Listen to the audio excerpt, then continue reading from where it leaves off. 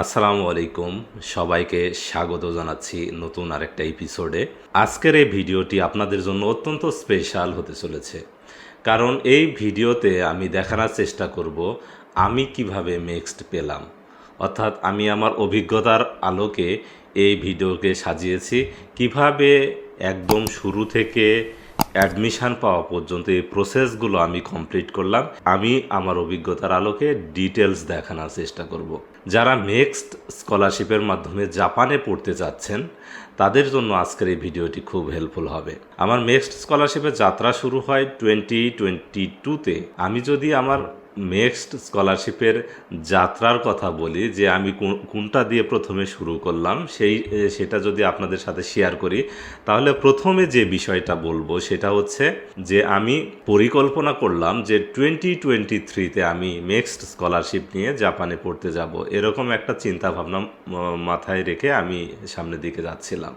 এরপর আমি যে কাজগুলো করলাম, আমি আমার ইউনিভার্সিটিগুলো খোঁজা শুরু করলাম যে কোন ইউনিভার্সিটিগুলোতে অ্যাডমিশন পেতে চাচ্ছি। আমি ফোকাস করেছিলাম United graduate school of agriculture, এর আন্ডারে যে ইউনিভার্সিটিগুলো আছে সেই ইউনিভার্সিটিগুলোতে আমি ফোকাস করতাম। তো ওই ইউনিভার্সিটিগুলোতে যে আমার ফিল্ডের সাথে ম্যাচ করে এমন প্রফেসরকে আমি খুঁজে বের করার চেষ্টা করেছিলাম। তো এই প্রফেসরকে যখন আমি খুঁজে পেলাম, যেই প্রফেসরের কাজগুলো আমার কাজের সাথে মিলে যায়, এরকম প্রফেসরকে যখন খুঁজে পেলাম, তখন সেই প্রফেসরের নাম, তার ইমেল এবং তার রিসেন্ট কাজ, যে কাজ আমার সাথে মিলে যাচ্ছে সেই কাজগুলো আমি লিখে রাখতাম এবং প্রত্যেক দিন চেষ্টা করতাম কমপক্ষে 10 জনকে মেল পাঠানোর। অনেক সময় দেখা যায় 20, 25, 30 অনেক মেল পাঠিয়েছি, এরকম হয়। আমি মেলটা সাধারণত রাত্রে পাঠাতাম এবং সকালে উঠে আমি মেলটা চেক করতাম, খুব আগ্রহ সহকারে মেলটা চেক করতাম। নেগেটিভও যদি রেসপন্স আসতো, অনেক রেসপন্স এরকম আসে যে আমার ল্যাব এই মুহূর্তে স্টুডেন্টের কোনো রিকোয়ারমেন্ট নেই বা আমি রিটায়ারমেন্টে অলরেডি চলে গেছি, এরকম বিভিন্ন নেগেটিভ রেসপন্স আসতো। তো নেগেটিভ রেসপন্স আসলেও ভালো লাগতো যে আমার রেসপন্স আসতো। একটা ভালো মানের ইমেল কিভাবে লিখবেন, কিভাবে প্রফেসরকে খুঁজবেন এবং তার ইমেল কালেক্ট করে একটা ভালো মানের ইমেল লিখবেন যাতে আপনি রেসপন্স পান, এ সম্পর্কে আমার ভিডিও আছে। আজকের এই ভিডিওতে সেটা বলছি না, আপনি ওই ভিডিওটা দেখে আসতে পারেন, তাহলে পুরো প্রসেসটা ক্লিয়ার হয়ে যাবে। তো আমি এভাবে ইমেল করা যখন শুরু করলাম, তখন দুজন প্রফেসরকে আমি ম্যানেজ করতে পারলাম। একটা হলো সাগা ইউনিভার্সিটিতে, অপরটি শিমানি ইউনিভার্সিটি। এখন আপনারা জানেন যে মেক্সটে যে কোনো একটা ইউনিভার্সিটি রিকমেন্ডেশন নিয়ে অ্যাপ্লাই করা যায়। এখন আমি কনফিউশনে যে কোন ইউনিভার্সিটিতে আমার অ্যাপ্লাই করা উচিত হবে। দুজন প্রফেসরের খুবই ইন্টারেস্টেড, তারা নিতে চাচ্ছে এরকম আমাকে বলছে। যখন অ্যাডমিশন শুরু হবে, প্রসেস শুরু হবে অ্যাপ্লিকেশান, তখন আমি তোমাকে জানাবো।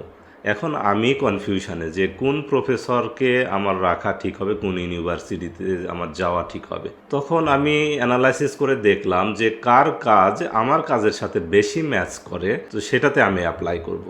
তো সাগা ইউনিভার্সিটির যে প্রফেসর, তো তার কাজটা আমার কাজের সাথে বেশি ম্যাচ করে, এজন্য আমি এই সাগা ইউনিভার্সিটির প্রফেসরের রিকমেন্ডেশন নিয়ে অ্যাপ্লাই করার জন্য সিদ্ধান্ত নিই। তো প্রফেসরের সাথে আমার লাস্ট কনভারসেশন ডিসেম্বর লাস্টে অথবা জানুয়ারিতে হবে। তিনি আমাকে বলেছিলেন, লাস্ট যে কনভারসেশন ছিল, যে তুমি যদি অ্যাপ্লাই করো তাহলে আমি তোমার সুপারভাইজ করতে রাজি আছি।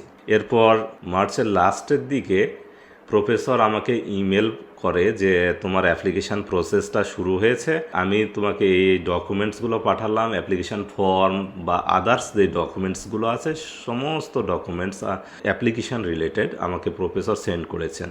আমি পুরো প্রসেসটা দেখে অ্যাপ্লিকেশান ফর্মটা ফিল আপ করে যে আদার্স যে ডকুমেন্টস রিকোয়ার্ড ছিল সেই ডকুমেন্টসগুলো স্ক্যান করে এই স্ক্যান কপিগুলো আবার প্রফেসরকে পাঠাই এবং হার্ড কপি, সমস্ত ডকুমেন্টসের হার্ড কপিগুলো আবার আমি পোস্টের মাধ্যমে প্রফেসরের ঠিকানায় পাঠাই।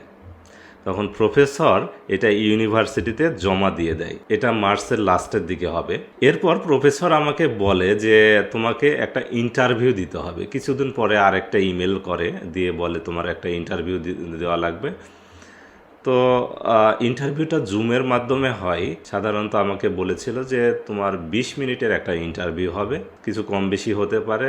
সেই ইন্টারভিউটা আসলে কেমন ছিল, কি টাইপের কোশ্চিন সেখানে করা হয়েছিল, আসলে ইন্টারভিউ বোর্ডে কী ধরনের কোশ্চিনগুলো করা হয় এ সম্পর্কে আমি অন্য একটা ভিডিওতে ডিটেলস বর্ণনা করার চেষ্টা করব।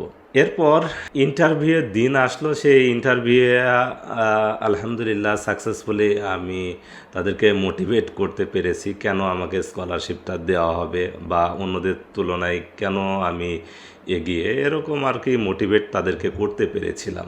এরপর জুনের লাস্টের দিকে প্রফেসর আমাকে মেল পাঠান যে তুমি ইউনিভার্সিটি থেকে রিকমেন্ডেশন পেয়েছো। তো আমার জানার ইচ্ছা হলো যে আর কয়জন রিকমেন্ডেশন পেয়েছে। তো প্রফেসর আমাকে বলছে তুমি সহ আর একজন রিকমেন্ডেশন পেয়েছে, টোটাল 2 জনকে রিকমেন্ডেশন দেওয়া হয়েছে। এটা কিন্তু ফাইনাল সিলেকশন নয়, এটা জাস্ট ইউনিভার্সিটিতে রিকমেন্ডেশন যে তোমরা 2 জন স্কলারশিপ পাওয়ার মতো।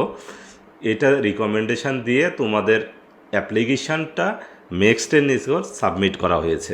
সাধারণত যাদেরকে রিকমেন্ডেশন দেওয়া হয় তাদেরকে ফাইনালি সিলেক্ট করা হয়। অনেক সময় দেখা যায় যে 2 জনকে রিকমেন্ডেশন দিলে 2 জনকেই নেওয়া হয়, আবার অনেক সময় দেখা যায় 2 জনকে রিকমেন্ডেশন ইউনিভার্সিটিতে দিল কিন্তু মেক্সট সেখান থেকে 1 জনকে সিলেক্ট করলো, এরকম হতে পারে। তো মেক্সট ফাইনাল সিলেকশন পর্যন্ত তো আমাকে ধৈর্য ধরে থাকতে হবে। তো আমি ওয়েট করছিলাম কবে মেক্সট থেকে আমাকে জানানো হবে, এরকম আর কি ওয়েট করছিলাম। জুলাইয়ের লাস্টে অথবা আগস্টের ফার্স্ট উইকে হবে মেক্সট থেকে একটা নোটিফিকেশান পেলাম যে তুমি ইউনিভার্সিটি রিকমেন্ডেশন নিয়ে যে মেক্সটে অ্যাপ্লাই করেছিলে সেটার জন্য তুমি মনোনীত হয়েছো। এই মেসেজটা পাওয়ার পর খুব ভালো লাগছিল। তারপরেই আমার যে পরের প্রসেসগুলো এগুলো শুরু হয়ে গেল, ডকুমেন্টসগুলো পাঠানো হলো ভিসা রিলেটেড, তখন থেকেই আর কি প্রসেসগুলো শুরু হলো। এক কথায় আগস্টের মাঝামাঝি থেকে লাস্টের দিক পর্যন্ত এই প্রসেসগুলো শুরু হয়ে যায় যে আমার জাপানে আসার। তো ভিসা রিলেটেড যাবতীয় ডকুমেন্টস এখান থেকে পাঠানো হয়েছিল। এই ডকুমেন্টসগুলো নিয়ে আর অ্যাডিশনাল যে ডকুমেন্টসগুলো প্রয়োজন ছিল সবগুলো নিয়ে অ্যাম্বাসিতে গেলাম, সেখানে খুব সহজেই ভিসা হয়ে গেল। এরপর সেপ্টেম্বরের ফার্স্ট উইকে হবে মেবি, এখান থেকে আসলে জাপানে যারা স্কলারশিপের জন্য সিলেক্ট হয় তাদের এয়ার টিকিট মেক্সট প্রোভাইড করে। তো আমার এয়ার টিকিটও দেওয়া হয়েছিল এবং সেপ্টেম্বরের 27 তারিখ আমি জাপানে চলে আসি। এইটা ছিল আমার পুরো জাপানে আসার যাত্রা। একটা কথা বলে রাখি যে মেক্সট স্কলারশিপ আসলে 2 ভাবে অ্যাপ্লাই করা যায়, একটা ইউনিভার্সিটি রিকমেন্ডেশন নিয়ে, অ্যাম্বাসি রিকমেন্ডেশন নিয়ে। তো ইউনিভার্সিটি রিকমেন্ডেশন নিয়েই আমি অ্যাপ্লাই করেছিলাম। এজন্য এতক্ষণ পর্যন্ত আমি ইউনিভার্সিটি রিকমেন্ডেশন নিয়ে যে প্রসেসটা এটা বর্ণনা করার চেষ্টা করলাম। এখানে যেই বিষয়টা আমার কাছে সবচেয়ে গুরুত্বপূর্ণ মনে হয়েছে সেটা হলো একজন প্রফেসর ম্যানেজ করা।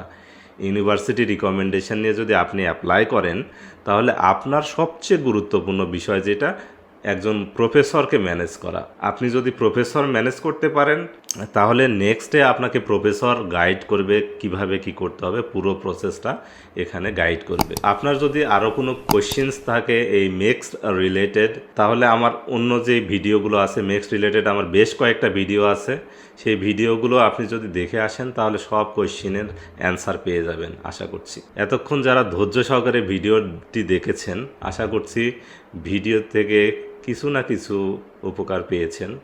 যদি নিত্য নতুন এই স্কলারশিপ সম্পর্কে আপডেট পেতে চান তাহলে চ্যানেলটিকে সাবস্ক্রাইব করে বেল বাটন অন করে রাখুন। আমি মাঝে মধ্যে বিভিন্ন ইউনিভার্সিটিতে যে আপডেট স্কলারশিপ সম্পর্কে যে আপডেট ভিডিওগুলো আছে সেগুলো আমি দিয়ে থাকি। তো আজকের ভিডিওটি এ পর্যন্তই।